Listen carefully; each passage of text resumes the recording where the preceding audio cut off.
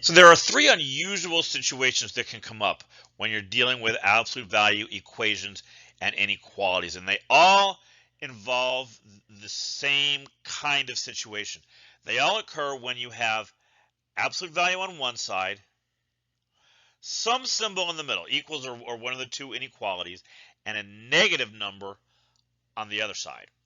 All right, if you remember, if you think back to the three procedures we talked about, they all started off with if A is a positive number.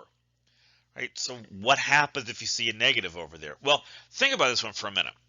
All right, the absolute value of a number is always greater than zero. That is, it's always positive, or it can never be negative.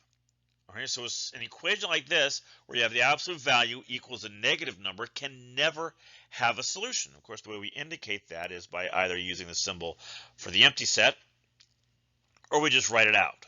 No solution. All right, either way works just fine.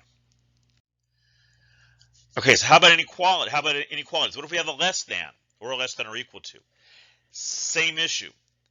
This expression is always positive. That is, it's always greater than zero. If it's always greater than zero, it can never be less than -1, or really less than any negative number.